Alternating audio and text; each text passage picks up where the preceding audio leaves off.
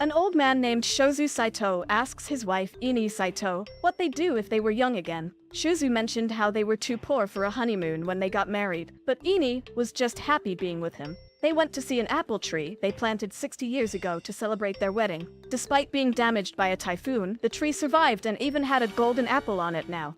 That night, Shouzou saw himself young in the mirror and quickly called for Ine, who was young too. Shouzou excitedly decides to finally take that honeymoon trip they never had right then. Later, their granddaughter Mino visited and was shocked to see them young. She quickly got used to it, even liking her grandpa's new long hair. She told her dad about it, but he didn't understand what she meant. At a cricket game, their friends missed Shouzou and Ine, but were surprised to see them young and energetic.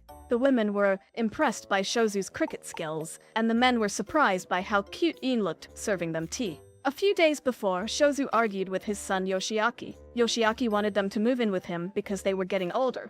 But Shouzou wanted to stay at their home, passed down for generations. Ine told her daughter-in-law Kaede it was okay, as long as she was with Shouzou. Back to the present, when Kaede visited them with some ingredients, she was surprised to see a young Shouzou and left the room blushing. Later, Yoshiaki was trying to understand how his parents became young again. Yoshiaki finally got what Mino said in the car before. Mino really admired her grandpa, who was now young and nice. She even had a fun game called Grandpa Barrier, which made everyone laugh.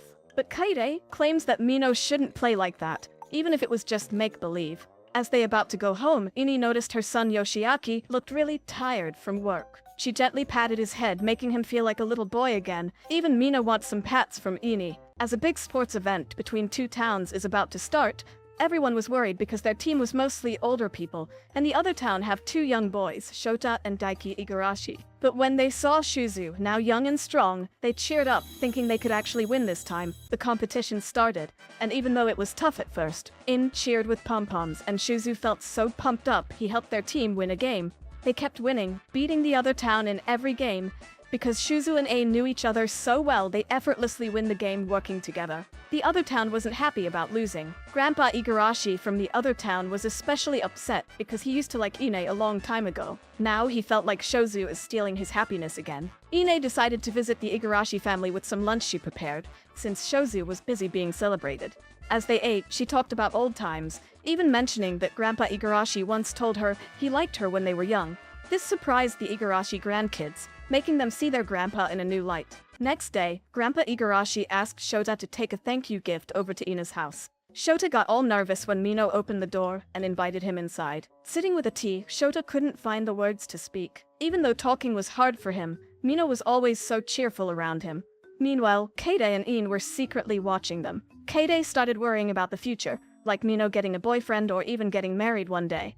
But Shouzou was excited at the thought of having great grandkids. Talking to Shouzou, Shota found him really nice, but felt a bit overwhelmed by the attention from Ine and Kaede. As the adults tried to learn more about him, Mino said lots of nice things about Shota, like how smart and athletic he is. This made Ine and Kaede whisper to each other, trying to figure out if Shota would be a good match for Mino. Shouzou asked Shota if he liked any girls, but Ine quickly changed the subject. After saying goodbye, Mino wished she could have talked to Shota more, leaving Shouzou with a secret he felt nervous about. Later, Mino learned her grandma Ine was the one who confessed to Shouzou first. Their love story was special, because they married for love, which wasn't common back then. Shouzou's dad wanted him to marry someone else for the sake of tradition. But after a big fight and thinking about running away, Shouzou and Ine stayed strong together. Ine even faced the girl Shouzou's dad wanted him to marry, telling her she'd never let her have Shouzou.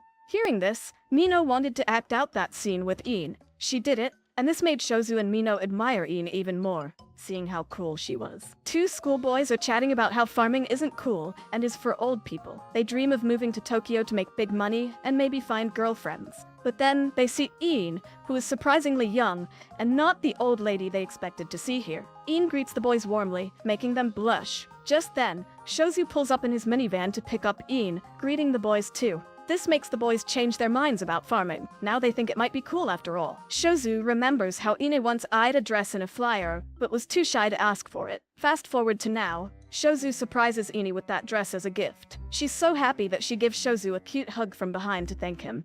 That evening, the couple watches a romance show recommended by Mino. Shouzou finds the kissing scene a bit too much, But Ine is curious and shyly asks Shouzou to try a kabadan, a move where he pins her against the wall. It's something she never experienced when they were young. Shouzou goes for it, and although Ine says she feels nothing because they've been together for 50 years, her heart is secretly racing. Later, Ine's old friend Katja comes over. Mino struggles with Katja's thick accent, but Ine steps in and chats easily with her. Katja then jokes about Mino marrying his grandson, but Ine protectively hugs Mino, saying she's not ready to let her go yet, causing Mino to playfully ask Shouzou if she can marry Ine instead. That night, Ine's granddaughter Shiori is staying over because she had a fight with her dad. He wants her to go into medicine just like him, but she's struggling with her studies. Ine comforts her, saying no matter what happens, she will always cherish her adorable granddaughter. Ine remembers how Shouzou always supported her when she gets sick, imagining taking her to the beach in a swimsuit. Now, young again, Ine thinks about what swimsuit Shouzou would like, but feels shy about wearing one in public.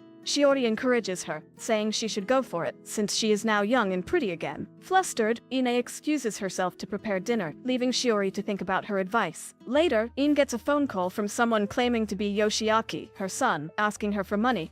But Ine knows it's a scammer and record the call and humorously playing along with him. The next day, they watch the news and see the man who tried to scam her get arrested. Ine then notes that calls around 6 are usually suspicious. Ine discovers she doesn't need glasses anymore to see clearly, and Mino finds it incredible. Mino asks Ine to read some words in the newspaper, pointing out words that make Ine say Shouzou is awesome, making them both blush. Ine then turns it back on Mino, making her say something embarrassing too. While watching TV, Mino sees a couple holding hands and asks Ine if she and Shouzou have ever held hands. Ine says they never did it just to show off, and Shouzou adds that when they got old, holding hands was more about helping each other walk. Later, when they go out to buy vegetables, it gets cold. Shouzou notices Ine isn't wearing gloves. He wants to hold her hand but feels shy because he doesn't want Mino to see. Ine is upset that Shouzou didn't catch her hint to hold hands, but she eventually grabs his hand when she notices him reaching out. They then visit their son Takahiro's clinic and tell him they've magically turned young. Takahiro is shocked but runs some tests and confirms it. He recalls how he became a doctor to save Ine from liver cancer, feeling helpless as he watched her grow older and weaker. Now, seeing his mother young and healthy makes Takahiro tear up with joy, feeling like his hard work has finally paid off, even though he didn't cause the change. We then flash back to when Shouzou and Ine first planted their wedding anniversary tree. Years later, a typhoon damaged it, but they fixed it, refusing to let it die, and it grew a golden apple, which she shared the apple with Shouzou later, having a strange feeling that the tree was telling her to eat it. After that, Ine dreams of the tree thanking them and turned into dust. Then an hourglass signifying her age gets turned upside down, and when she wakes up, she is young. Same for Shouzou. Today is their 58th anniversary, and Ine finds a surprise cake in the fridge that Shouzou bought. They both blushing really hard, enjoying the cake together, happy and young again. Shouzou tells Ine he started working on the farm right after elementary school and doesn't remember much about studying. Ine shares that she went to a girls' school in Tokyo, which felt like a dream with endless white rice and running water. However, the war changed everything, and they had to return to the countryside, which felt like a punishment because of all the mud. But meeting Shouzou made the tough times bearable. Shouzou is curious about Ine's life in Tokyo, but Ine decides to keep some stories as secret. Later, they sit with Shiori, who shows them a video game console that's supposed to help prevent dementia. Shouzou is surprised to see it's a zombie game. Shiori doubted her grandparents could handle video games, but they quickly adapt and play like pros, headshotting zombies because they want to minimize their suffering. After a few days of non-stop gaming, they finish the entire game.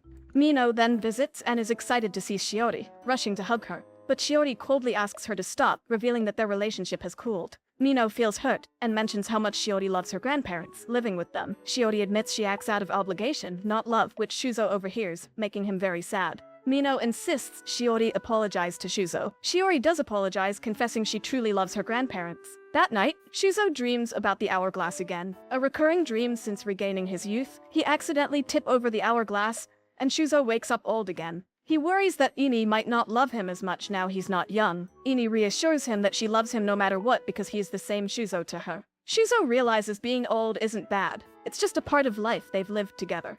They visit Takahiro's clinic, where he warns them not to overexert themselves due to signs of aging in their kidneys and liver. He's concerned about Ine's youthful body and what will happen if it ages suddenly. Ine isn't afraid of dying but worries about outliving Shouzou and her sons. Despite these worries, Shouzou is full of energy. He and Yoshiaki arm wrestle. Yoshiaki tries to take it easy on him, but when he promises Shouzou a room with an outdoor bath for their honeymoon if he wins, Shouzou gets really excited and wins several rounds. At the market, Shouzou notices people staring because he looks much older than Ine. Feeling awkward, Shouzou tells a store employee they are shopping with their granddaughter, but Ine quickly corrects him, saying she's his wife. She's not upset, but wants everyone to know the truth. Ine asks Shouzou why he lied. She tells him she only wants to be known as his wife. Shouzou apologizes and, trying to lighten the mood, points out some sweets they used to enjoy when they were younger. He mentions Ine stopped eating them in front of him because she worries about his health. When he offers her some, she declines, saying she's not hungry. After Shouzou walks away, Ine secretly starts eating the sweets. Shouzou catches her, and Ine is embarrassed. Shouzou tells her not to worry about him so much, and that seeing her happy eating sweets is the best medicine for him. They share a sweet moment, and Ine opens up about her tough past. She tells Shouzou about losing her parents and living with distant relatives who didn't understand her and mocked her Tokyo accent. She felt alone until Shouzou approached her one day at the local shrine and offered her food without judging her. And over the days, Ine notices Shouzou starts visiting her a lot, and she wonders how a guy without much education can win her heart. Back in the present, they sit together, and Ine tells Shouzou he has completely won her heart over the years. That night, Shouzou dreams about the magical hourglass again. He deduces if he turns the hourglass, he will turn young again, and he notices some sand leaking out of the glass. Sure enough, when he wakes up, he finds himself young again. Ine is calm about it, which surprises him. They discuss whether they will stop aging or even die since they keep turning young. Shouzou explains that the hourglass will eventually run out of sand, and they will age again. He reassures Ine that no matter what, he will never leave her. They embrace, feeling secure in their love, regardless of what the future holds.